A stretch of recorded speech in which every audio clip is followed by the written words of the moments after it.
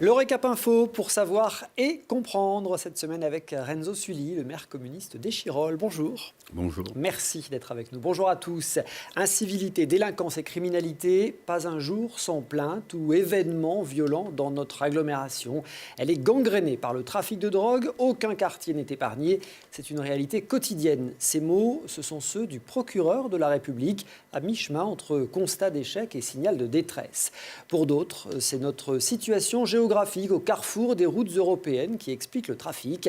Entre fatalisme et impuissance, le fléau continue sa progression inexorablement, semble-t-il. Alors que peuvent faire les maires ? On en parle avec Renzo Sully, maire d'Échirolles, 4e vice-président à la politique de la ville à la métropole. Monsieur le maire, Échirolles est connu pour le dynamisme de ses associations, notamment sportives, pour sa vie culturelle, mais avant tout pour la délinquance et l'insécurité. Ce qui n'est pas tout à fait la réalité, je tiens à le dire d'emblée. C'est surtout le fait que nous avons connu quelques événements tragiques ces dernières années qui ont amené ce type de considération. Mais lorsque nous regardons objectivement les statistiques de ces dernières années, il n'y a pas plus de délinquance, voire elle est en baisse aujourd'hui qu'hier. Ce qui ne veut pas dire que nous échappons au phénomène que vous venez de décrire de ce point de vue-là, qui frappe l'ensemble des agglomérations. Moi, je veux m'élever en faux sur cette image un peu, je dirais, qui est balancée de manière facile. Et vous l'avez cité, il suffit de regarder la presse tous les jours. Pas Échirolles, qui fait la une de la presse et des faits divers plus que d'autres communes, de toute tendance et de toute composition dans l'agglomération. Mais à côté de ces actes de délinquants, on a l'impression qu'il y a aussi beaucoup de petits actes d'incivilité, qu'on va mettre entre guillemets, qui pourrissent la vie des habitants. Vous entendez, j'imagine, vos concitoyens vous dire « les rodéos sauvages, on en a marre ». Voilà, la réalité, c'est celle-là. J'ai fait référence aux statistiques pour montrer comment les choses, elles se situent. Ce qui est indéniable aujourd'hui, c'est que, un, la délinquance est plus brutale, et deux, il y a des incivilités qui sont plus fortes qu'auparavant. Ça, c'est significatif et indéniable. C'est-à-dire qu'il y a un certain nombre d'années, la délinquance, je veux dire, existait, mais ce n'était pas une délinquance qui était aussi violente, avec en particulier la circulation des armes, dont on voit tous les jours que c'est pratiquement quotidien. Des échanges de coups de feu dans un quartier, des braquages à main armée, de l'arme de guerre, de la Kalachnikov. Et l'incivilité est plus grave. Ce que vous venez de citer, par exemple, les rodéos, circuler sur la roue arrière, mettant en danger les piétons, c'est cela qui s'est profondément modifié, qui fait qu'il y a une appréhension plus grande et légitime de la part des habitants face à ces phénomènes-là. Et du coup, il y a plusieurs réponses à apporter en fonction des types d'actualités. Vous avez demandé, avec les villes de Grenoble et Saint-Martin-d'Hères, à tester cette fameuse police de sécurité du quotidien qui est promise par le président Macron. Depuis votre lettre de candidature, vous avez eu une réponse du ministre et vous défendez âprement cette proposition. Encore, je crois, ce vendredi matin, un courrier part pour la place Beauvau. Lorsque, au mois d'août, le ministre a annoncé la volonté du gouvernement de mettre en place une police de sécurité du quotidien, j'ai tout de suite écrit, ça date du 5 septembre, j'ai les lettres qui sont ici, pour que Échirolles candidate pour l'expérimentation de cette police de sécurité du quotidien. Et donc je me suis adressé au ministre, à M. Collomb, pour lui expliquer la démarche qui était la nôtre. Et effectivement, courant septembre, avec mon collègue Éric Piolle, maire de Grenoble, et David Kéros, maire de Saint-Martin-d'Hères, nous avons fait une déclaration commune pour dire que nous étions intéressés pour l'expérimentation. Parce que comme on ne sait pas quels sont les critères et quel est le territoire qui peut être retenu. Voilà, nous avions fait cette démarche. J'ai effectivement reçu une réponse du ministre en date du 5 octobre, qui m'expliquait tout l'intérêt qu'il avait trouvé dans la démarche qui était celle de la ville d'Échirolles, qui était stipulée dans la lettre que je lui avais adressée. Et il m'a incité à lui répondre pour donner notre avis sur la conception de la police de sécurité du quotidien qu'il souhaitait mettre en place. Ce que j'ai fait, effectivement, j'ai signé une lettre dans laquelle je développe les arguments qui, en tout cas, sont les nôtres, et y compris en demandant, s'il le souhaite, à le rencontrer avec mon collègue de Grenoble, pour qu'on puisse discuter des critères et du périmètre qui, éventuellement, pourrait être retenu, parce que pour l'instant, nous n'en savons rien. C'est le grand flou. Hein. Voilà. On espérait cette semaine avoir davantage de précisions sur cette fameuse PSQ, police de sécurité du quotidien. C'est raté, pas beaucoup de précisions. En tout cas, ce ne sera pas le retour de la police de proximité de Lionel Jospin, c'est ce qu'a dit le chef de l'État. Oui, moi j'ai écouté attentivement ce qu'a dit le chef de l'État, particulièrement là-dessus, compte tenu de la démarche. Après, moi, vous savez... Pour vous, la solution, ce sera des effectifs. Le problème, c'est le contenu et les moyens pour le mettre en œuvre. Après, telle ou telle appellation, vous savez, la langue française, elle est riche. Donc on peut trouver toutes les formules qu'on veut. On a connu des réorganisations pour optimiser les effectifs, y compris l'an dernier. Et ça va toujours, en tout cas, ceux qui prônent les réorganisations, c'est toujours pour essayer d'améliorer l'efficacité. Mais lorsque, après, on n'a pas les moyens humains de mettre en œuvre, on tourne un peu en rond, on améliore un peu, mais pas fondamentalement. Or, moi, ce que je dis, c'est pas la première fois que je suis amené à rappeler un petit peu d'histoire, c'est qu'entre 2002 et 2012, cette agglomération, elle a perdu plus de 100 postes de policiers dans le cadre de la révision générale des politiques publiques à l'époque. Bon, c'était un fonctionnaire sur deux qui n'est pas remplacé. On oublie toujours que dans les fonctionnaires, il y a les policiers, il y a les enseignants, il y a les hospitaliers, pour ne prendre que cela, et qu'après, on trouve toujours un service dégradé. Ces 100 postes, ils n'ont pas été pourvus. Sous ces dernières années, on a dû en récupérer 20 ou 30. On a dû en récupérer, mais on est loin du compte. Donc, si on veut mettre en œuvre une nouvelle stratégie qui, à mon avis, est justifiée, de police de sécurité du quotidien, il va falloir de toute façon être plus présent sur le terrain, de manière durable, quotidienne, faire du lien avec les habitants, les associations, les commerçants. Ça veut dire que cela ne peut se faire que si effectivement on met des effectifs de police supplémentaires pour pouvoir affirmer cette présence, et cela venant en complémentarité des effectifs qu'il y a aujourd'hui, des équipages, de la BAC, des opérations coup de poing, ainsi de suite. En plus, je vous entends bien, le président Macron a dit que ce sera une autorité qui conforte et qui rassure, mais qui rappelle aussi les règles de vie en société chaque fois que c'est nécessaire. Vous signez ? Oui, mais déclaration de ce type-là, on ne peut être que d'accord. Il faut rendre confiance à la population. La meilleure façon de rendre confiance à la population, c'est qu'elle voit dans sa quotidienneté des agents de police, voilà, qui circulent, qui créent du lien, qui se renseignent, qui vont voir les commerçants, qui sont là. On sait qu'ils vont être là toute la journée, qu'ils vont passer. À partir de ce moment-là, on recrée du lien entre la population et notre police. Et moi, je suis pour une police respectée et respectueuse.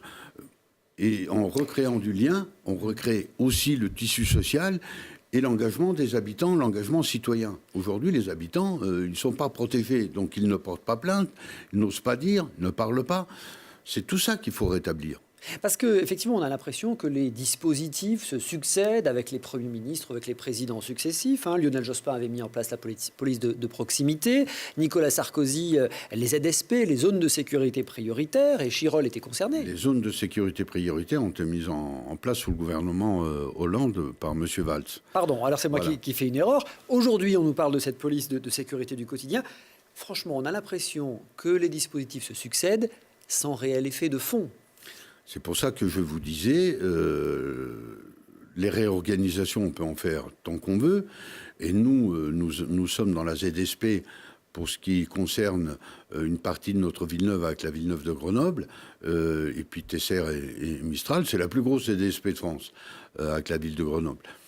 Cela a amené des moyens humains supplémentaires, c'est par, je dirais, l'engagement du ministre précédent, mais c'est limité à cette ZSP. Si on veut effectivement, sur ces questions-là, contribuer non pas à l'éradication, mais au moins à un recul significatif, en particulier du deal qui se fait sur la place publique et des tentatives de groupes de s'accaparer des territoires et des quartiers entiers. Si on veut faire reculer cela, ça veut dire qu'il faut qu'on mette les moyens humains. Et l'expérimentation, c'est ça qu'elle doit démontrer. Vous dites même, j'ai lu ça dans une interview, il faut à ces dealers leur contester la propriété du territoire. Bien sûr. Le territoire, c'est un territoire qui est public. C'est l'action publique qui doit s'y dérouler. Ce sont des espaces publics. Les habitants doivent pouvoir y circuler tranquillement. Surtout lorsqu'ils rentrent chez eux, et pas parfois demander la permission d'ouvrir la porte de leur montée. C'est inadmissible qu'on se trouve dans quelques endroits dans des situations de ce type. Le développement urbain, pas simplement de l'agglomération grenobloise, mais de toute la France, et donc mondialement, j'ai l'habitude de le dire, aujourd'hui 70% de la population vit en ville. À partir de ce moment-là, on ne peut pas raisonner comme il y a 30 ans.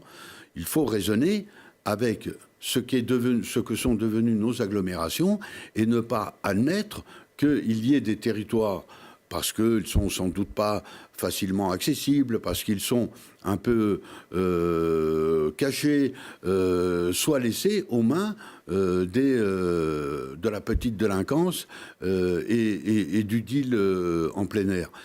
Aucun territoire de notre agglomération ne doit être oublié et doit être patrouillé. Ça, on entend bien, mais ça fait des années que vous demandez le rétablissement d'un commissariat dans votre commune et vous n'êtes pas entendu. Gouvernement de droite ou de gauche? Tout à fait, puisque cela fait... j'ai dû écrire à tous les ministres de l'Intérieur depuis que je suis maire. Même si ça a toujours eu une utilité, c'est qu'en général, ça s'est traduit quelques temps après par quelques effectifs supplémentaires, donc il n'y a pas de démarche inutile de ce point de vue-là. Ou des augmentations de patrouilles, mais enfin, il n'y a pas de présence 24-24. Mais c'est la présence, c'est pour ça qu'on attend beaucoup de cette police de sécurité du quotidien. Nous, ce qu'on défend, on n'est peut-être pas encore entendu, c'est de dire si... D'ailleurs, la proposition, c'est pas simplement pour Échirolles, c'est pour l'ensemble de l'agglomération sud. C'est de dire si on a une présence du service public à travers un commissariat de plein exercice 24 heures sur 24, on renforce la proximité et on redonne confiance à la population. Voilà pourquoi on défend cette idée. Alors, je continuerai de la défendre, même si pour l'instant, compte tenu des moyens de l'État, les investissements, c'est ce que m'avait expliqué M. Valls, c'est pas possible de le réaliser. Michel Alliot-Marie, pour ne prendre qu'elle, m'avait répondu que ça ne servait à rien parce que le taux de criminalité... On revient à la question que vous posiez au début, à Échirolles est inférieur au taux de criminalité de l'agglomération, qu'il est inférieur au taux de criminalité du département de l'Isère, et qu'il est inférieur au taux de criminalité nationale. Et que donc ça ne servait à rien de renforcer, qu'il fallait continuer à opérer comme on opérait. Vous voyez que la contestation, je dirais, elle vient toujours du fait que lorsque on veut nous argumenter que nous n'avons pas des taux de criminalité excessifs, pour justifier qu'il ne faut pas de commissariat, vient en contradiction avec l'image que renvoient certains de dire Échirolles. Nous pensons que le service public, il doit être quotidien et durable. Et de proximité, j'ai bien compris. Quand même, votre démarche avec celle du maire de Grenoble, celle du maire de Saint-Martin-d'Hères, vous commencez votre lettre en disant « Notre agglomération est située au carrefour des routes européennes des trafics. Cette réalité provoque des phénomènes de violence majeure. » Même si on peut être d'accord avec ça, est-ce que ce n'est pas un début d'excuses? Est-ce qu'on n'est pas dans la culture de l'excuse permanente? Non, pas du tout. Moi, je ne tiens à chercher aucune excuse nulle part, mais simplement d'essayer de comprendre les phénomènes. Et il n'y a pas qu'une raison, il n'y a pas que cette raison-là. Bon, voilà, c'est pour ça d'ailleurs que la fin de la lettre, on dit au ministre, je dis au ministre, ce serait bien si on pouvait se rencontrer, ça permettrait de développer. Ça, c'est un des arguments.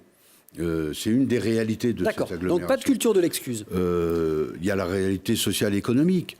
On sait bien que dans les quartiers, les grands quartiers populaires de l'agglomération, 45% des jeunes sont au chômage. Alors, quand on dit ça, on nous dit, mais ça, c'est une excuse. Très bien. Quand on dit, en tant que vice-président chargé de la politique de la ville, j'évoque les réalités urbaines nouvelles qui sont celles de notre pays aujourd'hui. Nous ne sommes plus un pays rural, nous sommes un pays urbain. Et que devant cette réalité nouvelle, il faut des stratégies policières et d'intervention nouvelles. Ça ne peut pas être les mêmes qui fonctionnaient et qui étaient efficaces avant et qui peuvent être reproduites aussi. Donc, voilà pour des explications. Des explications, il y en a plusieurs. Elles se cumulent parfois. Et c'est à ce diagnostic-là qu'il faut arriver. Parce que si on fait un mauvais diagnostic, ben c'est une mauvaise thérapie qui est mise en place.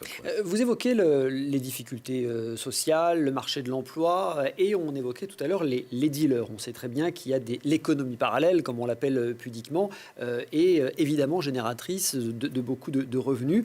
On vous a assez peu entendu sur le débat sur la dépénalisation du cannabis. On l'entend, le maire de Grenoble est plutôt favorable à l'ouverture d'un débat. Vous en pensez quoi? Il faut dépénaliser le cannabis pour faire reculer les trafics? Moi, je vous avoue que, je suis pour l'ouverture d'un grand débat national sur cette question. 2, que je n'ai pas un avis qui est tranché. J'écoute depuis des années, il y a des arguments de chaque côté, mais qui n'arrivent pas à me convaincre complètement. Il y a un débat national avec, bien sûr, des élus, mais surtout des gens du secteur de la santé publique, des philosophes, des sociologues, pour pouvoir, je dirais, contribuer à forger une doctrine dans ce pays qui, après, déboucherait sur telle ou telle mesure, me semble absolument nécessaire. On vous sent quand même pas convaincu par une dépénalisation éventuelle. J'avoue que je suis très partagé sur cette question-là. Parce que, en même temps, c'est quoi l'argument? C'est de dire, plutôt que de laisser aujourd'hui vendre du cannabis de manière clandestine, avec tout ce que ça peut comporter comme violence pour s'accaparer un territoire, parce que c'est plus que de l'économie parallèle, c'est une véritable économie. Ça réglerait le problème. Bon, en même temps, je me dis, le fait que on laisse le tabac être une consommation officielle, et moi, tout le monde sait que je suis un fumeur invétéré, est-ce que ça a réglé? Bon, d'un côté, il y a une question, une réponse économique et politique, de l'autre question, il y a une question sanitaire. De santé publique. Et moi, je voudrais qu'il y ait un débat entre les uns et les autres. Voilà, parce que on ne peut pas prendre une mesure comme ça s'il n'y a pas l'assentiment, à mon avis, du corps social en France, et il faut le faire. Alors une demande commune donc pour tester cette fameuse police du quotidien, demande commune de Saint-Martin-d'Hères, Échirolles et Grenoble. À Échirolles, il y a plusieurs années, vous avez décidé de renforcer vos effectifs de police municipale, d'installer des caméras de vidéoprotection. À Saint-Martin-d'Hères, en revanche, la police municipale est décimée par des arrêts maladie. Le maire vient tout juste de décider le déploiement des caméras. À Grenoble, la municipalité y est tout à fait hostile.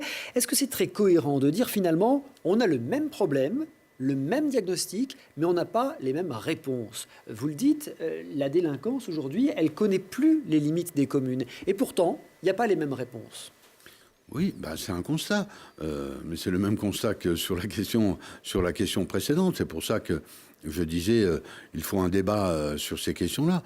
Après, moi, je suis respectueux des solutions qui sont apportées dans chaque commune. Chacun essaye de se débrouiller avec une question qui, normalement, est une question qui relève d'abord de l'État, puisque la sécurité, elle relève des responsabilités majeures. C'est une mission régalienne. C'est ce qu'on appelle les missions régaliennes, comme la politique étrangère, voilà.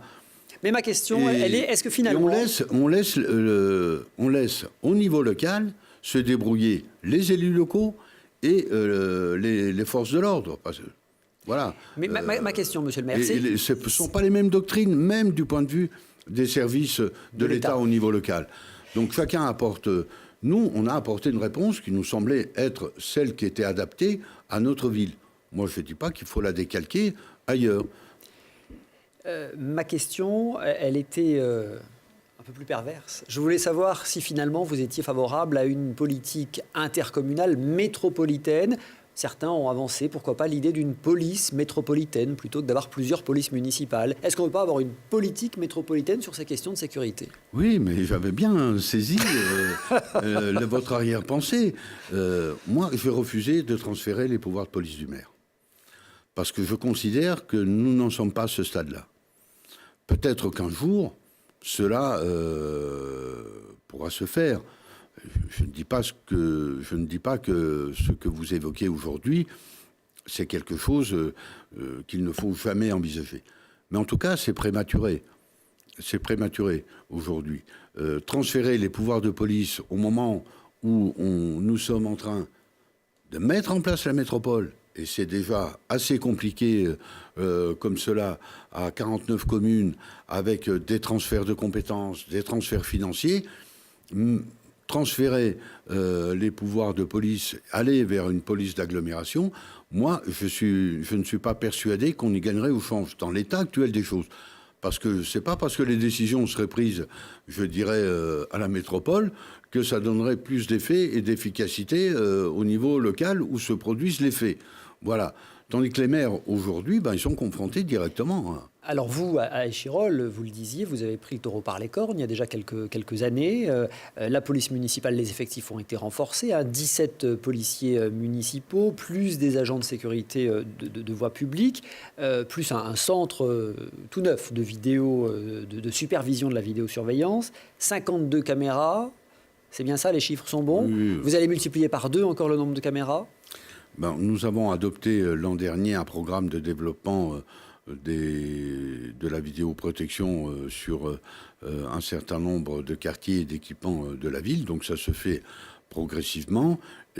Après, le nombre de caméras, c'est peu important, parce qu'aujourd'hui, avec les technologies d'aujourd'hui...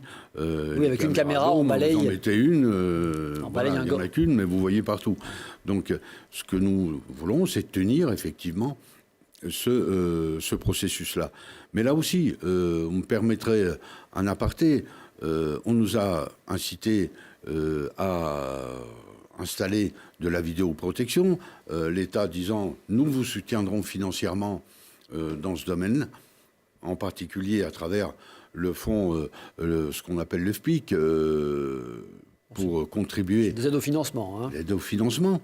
Et puis, lorsqu'on se met à déployer ça, on vous explique qu'il n'y a plus de crédit, voilà. Donc que l'État s'assume dans sa cohérence aussi, s'il encourage les communes à mettre de la vidéoprotection et qu'il doit les soutenir financièrement, qu'il le fasse, sinon qu'ils disent « nous ne vous soutiendrons pas ». Donc nous attendons effectivement, pour continuer le programme de déploiement des caméras sur la ville d'Échirolles, de connaître quels sont les montants de soutien qui vont être affectés à cela. Mais c'est vrai que nous avons fait ce choix-là, on a créé une brigade de nuit, on a créé un numéro vert qui existe maintenant depuis 2 ans. Nous savons maintenant quelles sont les réalités. Nous les avons plus qu'expérimentées. Nous adapterons, y compris nos effectifs, nos horaires à cela. C'est la contribution, je dirais, qu'on peut demander au niveau communal. Et c'est ce que je dis à monsieur le ministre. Nous sommes aujourd'hui au maximum de ce qu'on peut faire. C'est même étonnant. Allez, je vais faire un peu de provoque. Est-ce que c'est pas étonnant pour un maire communiste, finalement, d'investir autant dans la protection, la sécurité, l'armement de la police Non, moi je ne considère pas que cela est contradictoire avec mes convictions, pour une bonne raison.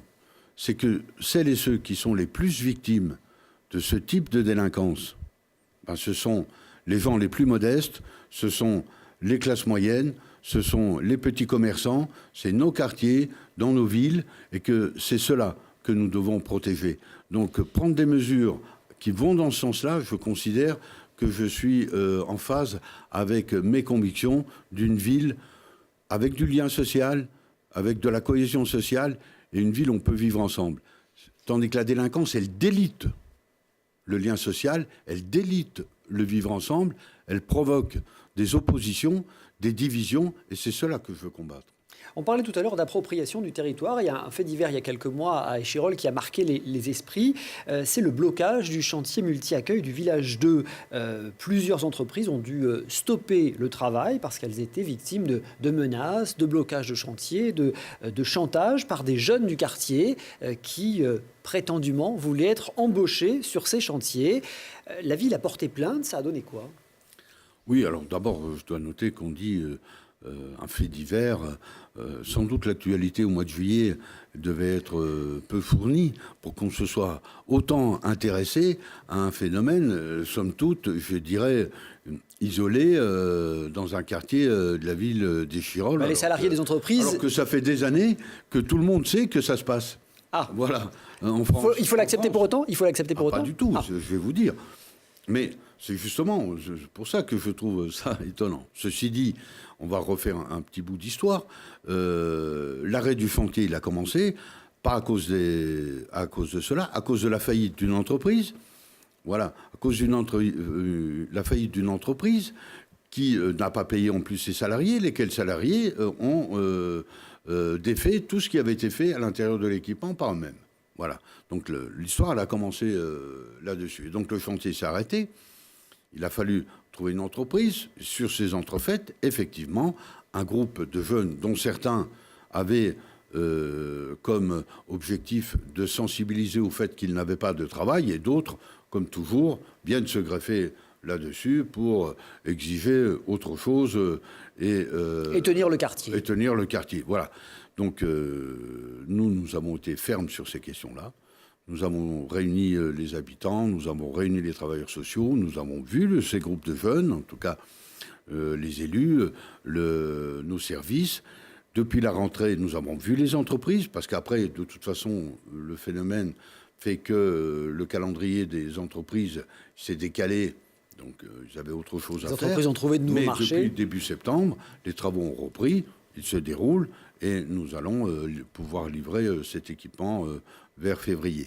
Mais au travers d'un événement comme celui-là, ça pose une question qui est une question majeure, qui est effectivement comment on crée les conditions pour que dans les grands chantiers, de renouvellement urbain en particulier, on crée les conditions pour faire travailler les jeunes du quartier. Là, vous êtes vice-président de la métro en charge de ce dossier. Et voilà. Les clauses d'insertion sociale. C'est pour ça que je vous en parle, parce que c'est pas vieux, ça date de ce matin. Avant de venir ici, j'étais en commission et j'ai présenté le projet de délibération qui viendra au prochain conseil de métropole, qui est quelque chose d'innovant que la métropole va porter. Et quand je dis innovant, pour l'instant, c'est unique en France, c'est de convaincre l'Agence nationale de renouvellement urbain, ce qu'on appelle l'ANRU, c'est de convaincre l'ANRU de consacrer 1% de l'ensemble des investissements qui vont être réalisés en renouvellement urbain dans cette agglomération. Il y en a pour 300 millions pour les années à venir, donc 3 millions sur 10 ans, d'affecter 1% justement à la réinsertion des jeunes, des moins jeunes, des formations, parce que parfois ça peut être d'aider aux formations, et donc de pouvoir consacrer 300 000 euros aujourd'hui pour accompagner les entreprises, parce qu'une des difficultés, c'est aussi que les entreprises ne sont pas équipées pour pouvoir encadrer et embaucher des jeunes, et donc de ne pas leur faire supporter cela. Ces 300 000 euros étant consacrés au surcoût de cet encadrement et de ces formations. Donc, on ne paye pas les entreprises, mais on accompagnera. On aura quelqu'un qui sera recruté spécifiquement pour cela, pour piloter le dispositif, faire en sorte que les jeunes dans leur quartier, ils voient effectivement que la rénovation urbaine de leur quartier leur apporte aussi, dans ce domaine-là, des choses essentielles, soit en termes de formation, d'accompagnement à à l'emploi, de recrutement pour l'emploi. Voilà. Et l'objectif étant 250 jeunes chaque année. Allez, on parle d'emploi précisément. On enchaîne avec le dossier General Electric. Le défilé des soutiens politiques n'en finit plus à Grenoble. Après Montebourg, Mélenchon, Poutou, cette semaine, place à Pierre Laurent et Benoît Hamon. Ah, je ne l'ai pas oublié, vous imaginez bien, Pierre Laurent, le numéro 1 du Parti communiste. Ce vendredi, l'ancien ministre Benoît Hamon, l'ancien ministre socialiste, a dit que les salariés de General Electric étaient les dindons d'une farce qui ne cesse de se répéter. Et mardi, le numéro 1 du PCF a parlé d'un scandale d'État. Il a d'ailleurs manifesté mardi avec les salariés. Rassemblé sur le site de General Electric ce matin, Pierre Laurent s'est joint aux salariés pour manifester. Le numéro 1 du Parti communiste français veut mettre la pression au gouvernement. Pour continuer la bataille, il faut évidemment que les salariés restent mobilisés. C'est pour ça que je viens aujourd'hui leur apporter mon soutien.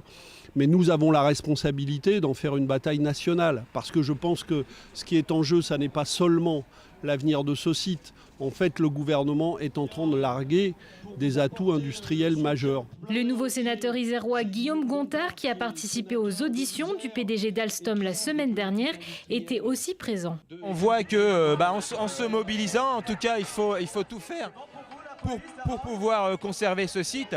Et je dirais que ce n'est pas qu'une posture de dire il ne faut rien changer, il faut rester comme avant. C'est qu'on a quand même une industrie de pointe. Et surtout une industrie qui est tournée vers les énergies renouvelables. Donc si on n'est pas capable aujourd'hui de défendre un site comme celui-là, effectivement c'est plutôt inquiétant pour l'avenir. Ouais. Pour les salariés, c'est également l'engagement du groupe General Electric qui est au cœur du problème. La création de 1000 postes d'ici l'année prochaine. Et pour eux, le compte n'y est pas. Au lieu d'avoir plus 1000, on est à moins 400 au jour d'aujourd'hui. Donc les engagements qui vont être tenus, il y a un gros doute là-dessus. Par contre, les 50 000 € par emploi non créé... même s'ils payent pour les 1000 emplois, ça fait 50 millions d'euros. C'est 0,02% du chiffre d'affaires de General Electric. C'est pas ça qui va leur faire bien peur. Hier, suite à la rencontre entre la direction et Benjamin Griveaux, le secrétaire d'État leur a demandé de se rendre sur place dans les meilleurs délais pour renouer le dialogue social. Bon, on sent le gouvernement un petit peu gêné aux entournures, enjoignant General Electric finalement de maintenir ses engagements, de créer 1000 emplois sur l'ensemble de la France d'ici 2018. On sent que cette affaire est compliquée. Mais cette affaire est sans doute compliquée, mais en tout cas, elle est révélatrice de plusieurs choses. La première, c'est qu'on parle depuis quelques années de réindustrialisation de la France. Il serait temps parce que nous sommes, dans l'Union européenne, un des pays où l'industrie contribue le plus faiblement au PIB national. On doit être autour de 12-13% dans ces eaux-là. À une époque, il n'y avait que la Grèce derrière nous. Ça veut dire que la désindustrialisation de notre pays a été très forte ces dernières décennies. Avec cet argument qu'il fallait passer d'un pays industriel, un pays de services et tout, en oubliant le fait que 60% des emplois de services, c'est l'industrie qui les fournit. Donc on arrive à ce premier constat. Le deuxième constat, c'est qu'il y avait des engagements qui avaient été pris sur la création des 1000 emplois. Non seulement ne sont pas tenus, mais qui plus est, on est en train d'en liquider 345. Et tout le monde sait que le site grenoblois, si on enlève ces 345-là, il en reste à peu près autant. Ils vont partir derrière parce que ce n'est pas viable, c'est ce que disent tous les salariés. En tout cas, chaque fois que je suis allé sur le site, j'ai dû y aller au moins 4 fois, c'est le discours vrai qu'ils tiennent. Et avec cet argument qu'effectivement, c'est de l'hydraulique, c'est-à-dire un secteur de pointe, un fleuron de notre capacité industrielle et de notre capacité, je dirais, intellectuelle à créer dans un domaine essentiel qui est celui des énergies renouvelables. Ouais, mais vous avez entendu le ministre de l'économie cette semaine, il dit l'hydroélectrique est largement saturé, ce marché est saturé. Oui, mais ça c'est ce qui est dit comme ça. Je veux dire, c'est prouvé nulle part.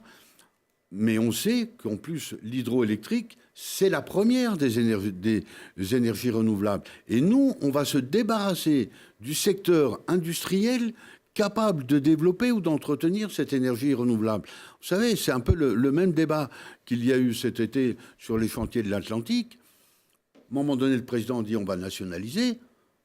Je veux dire, si c'est stratégique, pourquoi le gouvernement n'acquiert pas les actions Bouygues, les 20%, ce qui leur permettrait de peser sur les décisions d'Alstom et General Electric, alors qu'aujourd'hui, les salariés le disent, la direction, ils n'ont même pas réussi à l'avoir pendant des dizaines et des dizaines de jours.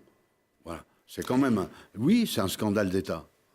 Monsieur le maire, quelques dossiers chirolois, rapidement, il nous reste quelques minutes. Le centre commercial Villancourt, cours Jean Jaurès, c'est celui qui a brûlé il y a 3 ans. Ça y est, on en voit le bout du tunnel, la reconstruction a démarré. Oui, tout à fait, la reconstruction a démarré juste avant les vacances.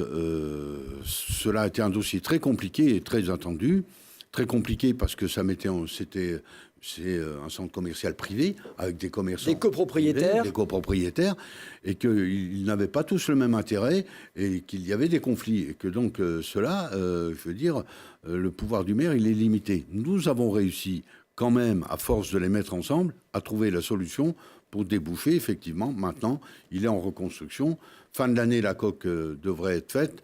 Et pour août, l'ensemble des commerçants devraient être dedans. Pour une dizaine de commerces. Donc un peu d'urbanisme. Vous venez de faire une modification du plan local d'urbanisme. Et vous avez aussi récemment présenté le projet Artelia, du nom de l'entreprise qui est installée là, le long de la rocade sud, dans le quartier des Granges, sur une belle parcelle de presque 8 hectares. Artelia restera sur place pour son siège social et pour un pôle d'innovation. Et vous en profiterez aussi pour construire des logements, près de 500 logements. Oui, vous dites pour construire. D'abord, je rappelle, là aussi, c'est un site privé. Bon, sur un site privé, il y a des droits. Le propriétaire, il a des droits. Donc, cela fait une dizaine d'années que nous travaillons à élaborer un projet qui soit un projet mixte, qui permette effectivement à Artelia de rentabiliser son terrain et qui permette la reconstruction du siège social d'Artelia sur place et le transfert du laboratoire technologique qu'ils ont aujourd'hui sur Pont-Clé, qui puisse être reconstruit et devenir un pôle d'innovation, y compris européen et universitaire, sur le site, ce qui est une excellente chose. Donc nous avons travaillé pour qu'effectivement on limite le nombre de logements. Donc c'est effectivement 480 maximum sur le site. Nous avons travaillé pour convaincre que là aussi, il faut anticiper l'avenir. Il y aura 2 résidences, une résidence senior, une résidence médicalisée, parce que là aussi, il faut anticiper le vieillissement de notre population et que donc il faut des projets intégrés, des commerces et du tertiaire.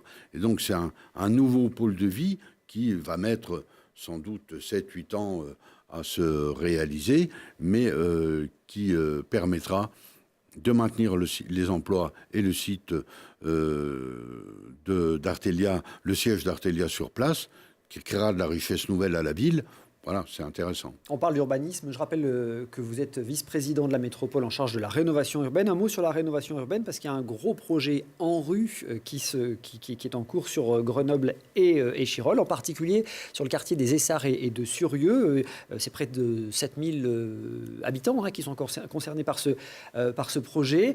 L'objectif, c'est de rénover, de détruire, d'aérer. C'est ça la rénovation urbaine ? C'est tout ça, et en plus, je dirais. C'est en tout cas de créer les conditions d'amélioration des conditions de vie et de l'environnement des habitants sur place, et en même temps de recréer de la dynamique dans ces quartiers qui ont très bien vécu à une certaine époque et qui aujourd'hui, ne serait-ce que de par leur morphologie, ont du mal à vivre. Donc nous travaillons effectivement sur un projet qui est un projet unique, qui prend une partie de la Villeneuve de Grenoble et une partie de la Villeneuve des Chirolles. C'était le projet de la fin des années 60, voilà. Et nous travaillons donc compétence métropolitaine, puisque la politique de la ville, la rénovation urbaine, c'est la compétence de la métro. Donc les 3 partenaires, métro, Grenoble et Chirol, travaillent ensemble. Nous allons aboutir dans quelques semaines à finaliser le dossier qui devrait être déposé début de l'année à l'Agence nationale de renouvellement urbain, qui va, je dirais, nous dire s'il le retient et combien il va financer ce projet-là. Grosso modo, il y en a pour pas loin de 300 millions. Gros enjeu. Pas pour l'ANRU, pour tout le monde, tous les partenaires. Notre grande inquiétude est que les bailleurs sociaux, qui sont les plus gros financeurs, compte tenu de ce qu'il leur est demandé aujourd'hui de la part du gouvernement... Sur les APL. Sur les APL, et ça fait 30 millions de pertes pour eux dans le département de l'Isère.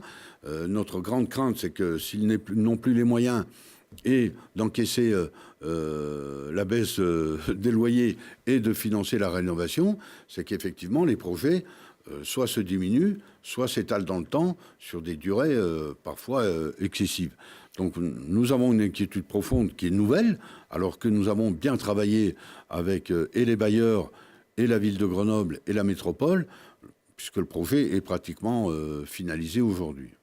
Merci Renzo Sully d'avoir été l'invité du Récap Info. C'est moi qui vous remercie. Merci à tous de votre fidélité. On se retrouve la semaine prochaine pour un nouveau Récap Info.